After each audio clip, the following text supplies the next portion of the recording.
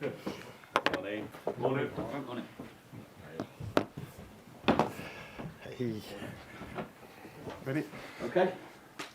Okay. Arne, unless you can tell us everything has been sorted, obviously Mo, Trent, Virgil, 3 weeks away from officially being able to talk to foreign clubs. What concerns does that give you, if any? Are we naive to think that those kind of conversations have not taken place already? It doesn't worry me. We just accept the situation as it is. So it's though it's a creative way of asking it in a new way. Did your boss help you with this? No. Okay. No, actually, Carl at the back. Okay. No. So it's the situation as it is. But they play at a very good club, and they do really well at the moment. So hopefully we can keep it for a long time like this. Well, Mo numbers in particular, and I'm looking at them, 4 goals in his last 3 games, 7 in his last 6, 16 goals for the season in 22, and in the Premier League it's 13 goals and 8 assists in 14 games. So when you're working with a player like that, be it when you were a player yourself or as a coach, where does he rank amongst the best that you've worked with? And in general, working really hard for the team when we don't have the ball. That is something that was not on your list, but what is really important for us as a team as well. So, I work with a lot of quality players over here, and Mo is definitely one of them. But he's also one of the ones that should score goals, like the other attackers that we have. So, he is also part of the fact why we keep as many clean sheets as we do, because we defend with 11 and we attack with 11, and he is one of the ones that is the end product of one of our attacks, and he's doing that really well for years in a row already for Liverpool, and let's hope he can continue doing that in the upcoming weeks as well. You spoke about your disappointment of the overall performance in midweek, but at the same time, what satisfaction are you taking from the fact that when you're not at your best, you were still able to churn out those kind of results?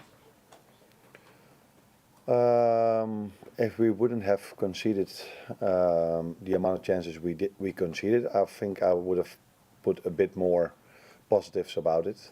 Now we also relied on our goalkeeper. So if you don't play well, but you hardly concede anything, that is still a very positive thing. There were also a few positives to take. The amount of shots we blocked. We defended some situations a bit better or different than we did against Newcastle. And the second half performance was already better than the first half. We controlled the game much better than the first half. But if we want to, if a game is not that good, you can't concede the amount of opportunities we gave away in the first half. And with opportunity, I also mean the amount of times they could just go over our midfield and just keep on running till our 18-yard box. And that will, if you play against even better teams, will harm you at a certain moment. Serve as a kick up the backside, even though you might not necessarily need one. I don't think we need one, because these players have been outstanding in every single game. This wasn't our best performance, but it was still good enough to win a Champions League away game. But we're going to face Fulham now, which have done really well till now this season, and we should have a much better performance against them than we had against Girona to be able to get a result. Pleasure. They've taken quite a few points off some of the top sides recently. Fulham, just how dangerous a prospect are they, do you think?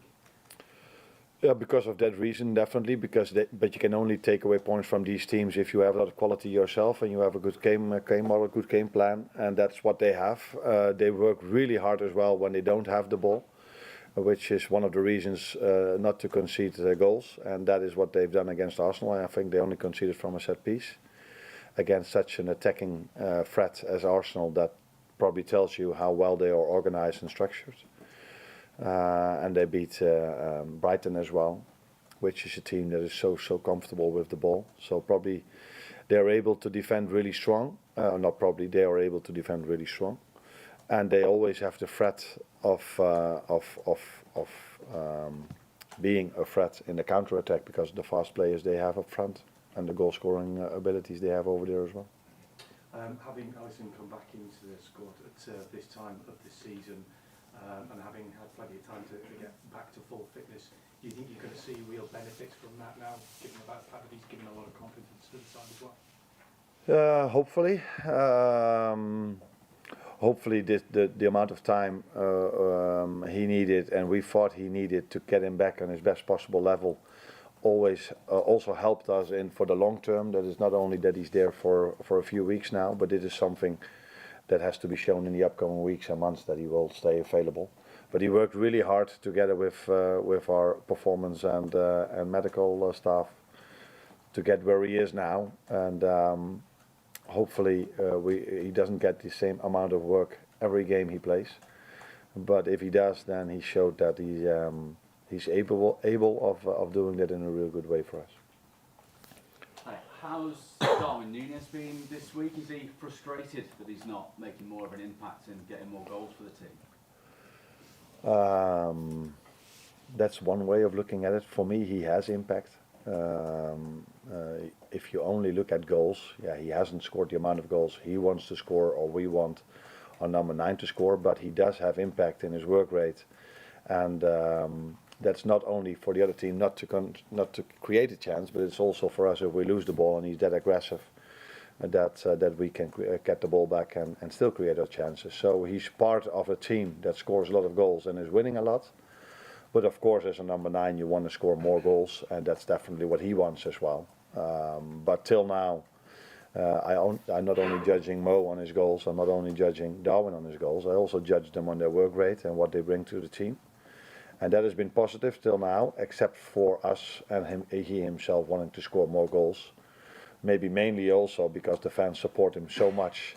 Maybe he wants it even too much to score that goal for himself and also for the fans, because they've been very supportive for him. He really feeds off that, doesn't he? You can hear the chants around the ground, and he really sort of, you can see it gets him going on a match day. Yeah, it definitely does.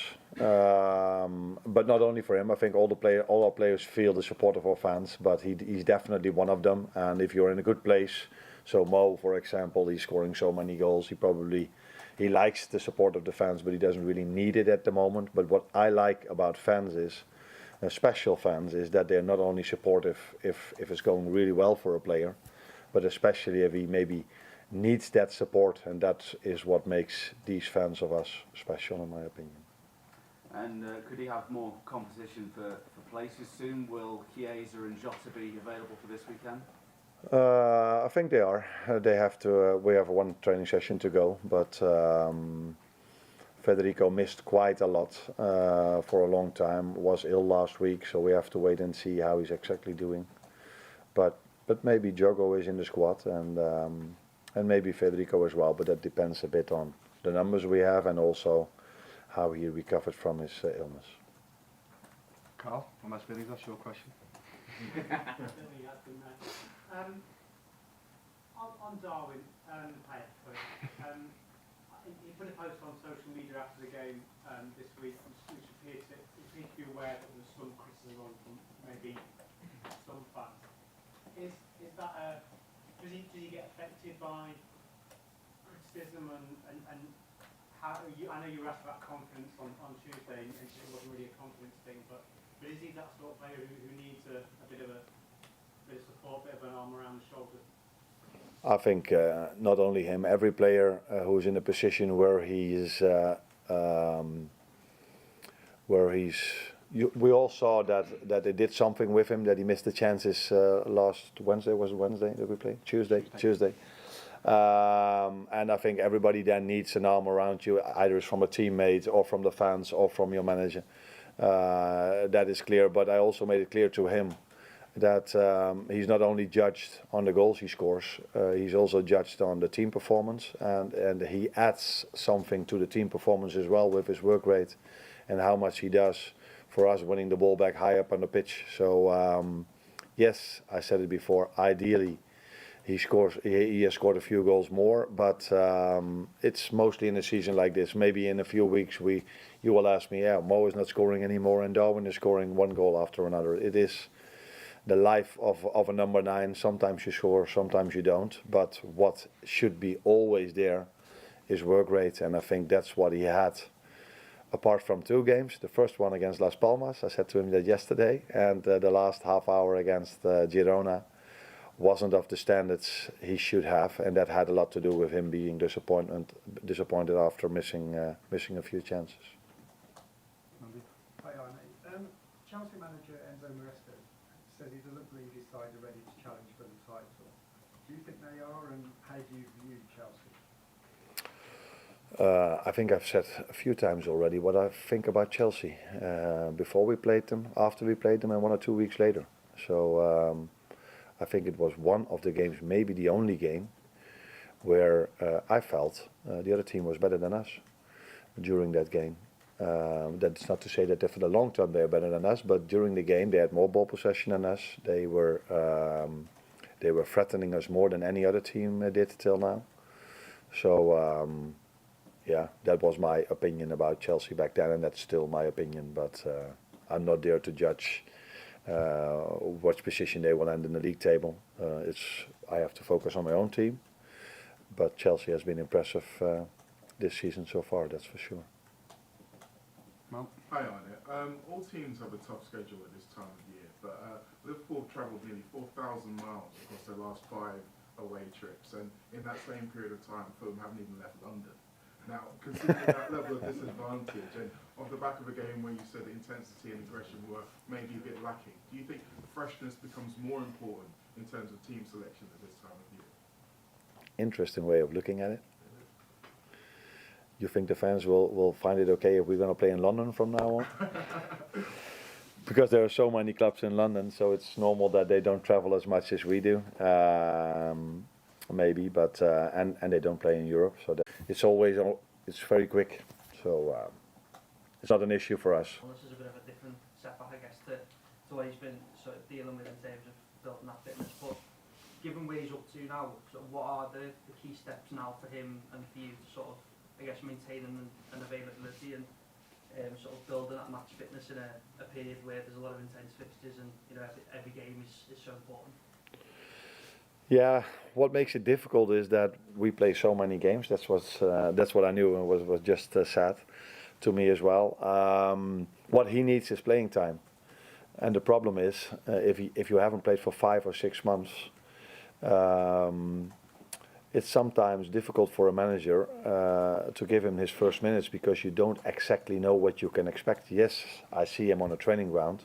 But ideally, you see him in a friendly during the week, or you see him in an under-21 game or something like this.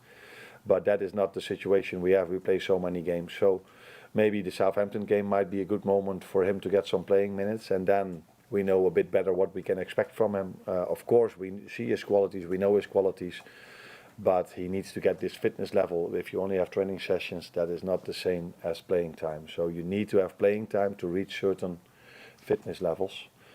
And but yeah, that is if you are competing for the league and competing in the Champions League. It's not always easy to find these minutes unless we are sometimes 4 or 5-0 up. But for the whole season, I think it was only once against Bournemouth at home, 3-0 up at half-time. For the rest, it's been a struggle or a fight till the last second of every game. any more for the breakout next door? When you came to Liverpool from Rotterdam, you had an image how it would be working at the top club, top level. Is there anything what is completely different compared to what you thought it would be? No, the good thing was that I already worked at a top club, like you know. These two are Dutch. These two come from Feyenoord. So I already worked at a top club. The difference is that it's all a bit bigger over here. So the training ground is a bit bigger. The country is bigger. So it's like you just said. We have to drive. We have to travel longer, and that takes more effort. And the quality of the league is much higher than the quality in the Eredivisie, which makes it every game a battle to get your points, because at our former top club I worked, Feyenoord, we could 7 out of 10 we could easily win. But here it's 10 out of 10 games that are difficult to win. That's the main difference in my opinion. Last one. You went from the other top club to this top club, even a bigger club, of course. What have to do with the English, which is very difficult. And now you're going to play at Christmas for the first time in your career. you looking forward to that, or is it difficult maybe in preparation because you never had it before? I was happy that in the Premier League the teams played, because when I was off, you always like, oh, there's no football on television, and then oh, there is, because in the Premier League they play. So I was always very happy that the Premier League played. Now, when you're in this league, you sometimes feel okay. A few days, few weeks off were maybe not good for me, because I had my days off during the international breaks when the national teams played. But I think for the players it would be definitely beneficial for them to have 1 or 2 weeks off. But it is not the situation. And before we played Girona, we had to play Everton. When that game was cancelled, I was like, okay, maybe that's a good thing. Maybe we have even more energy now to play in Girona. So it was a bit of a surprise for me to see us not having that energy in Girona as we usually have. So maybe it's a good thing for us that we play so many games. And actually I'm looking forward to it. My family is going over, so Christmas days will be similar to normal. Except for the fact that last year I was in Dubai, so it was a bit more sun. And now I'm here in Liverpool, hoping to enjoy a home game against Leicester, which is maybe a different way of spending Christmas or being, but it's also a way of where I'm looking forward to. Yeah. Okay, one more. They used at Feyenoord that it takes an hour, so that's why they keep asking questions. Everything is bigger here, like you said, bigger competition, bigger country, bigger media attention, everything. Is there something you still miss from your Feyenoord days? The people. The people I work with, and I hate to say this, but it is true. All the fans as well, they've been really good for me as well. So this is something I never did when I worked at Feyenoord, to try to make myself popular by giving them compliments. But they've been outstanding for me. But the people I've worked with at Feyenoord, I definitely miss them, and the players as well, because you build a relationship with them. And I'm very happy over here. The staff is so good for me, and the players as well. But if you work 3 years together, you won a few things. Yeah, then it's normal, I think, that you miss these people. Apart from these two as well, I miss them a lot. Thank you. Yeah, Next you're door. welcome.